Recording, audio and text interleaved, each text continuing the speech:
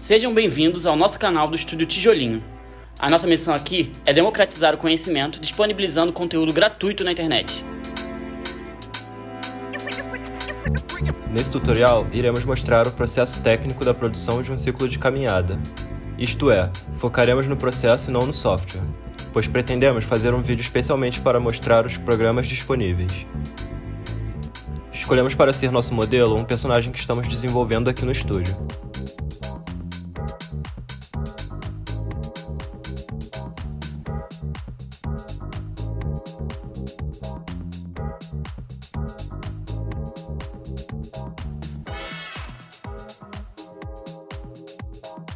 Optamos por desenhar o personagem na posição 3/4, a posição mais comum para atuação, pois permite que vejamos os movimentos e expressões com mais clareza.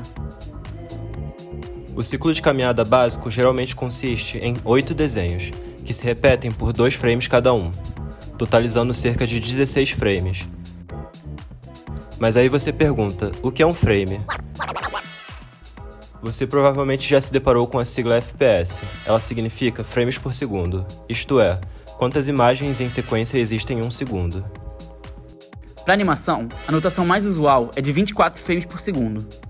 Quando existe um desenho individual para cada um desses frames, dizemos que estamos animando on-ones, ou seja, de um em um. Quando o mesmo desenho é mantido por 2 frames, dizemos on-twos e assim sucessivamente. Embora pareça muitas poses, o movimento real ocorre nos quadros-chave, ou, mais comumente chamados, keyframes. Para o movimento principal da caminhada, existem 2 keyframes, chamados de contato e passagem, que são espelhados para cada perna. As demais posições são feitas como entremeios desses desenhos principais, também chamados in-betweens. Os softwares de animação vêm com a opção de mesa de luz, ou onion skin, o que lhe permite ver os frames anteriores e posteriores ao que você está trabalhando.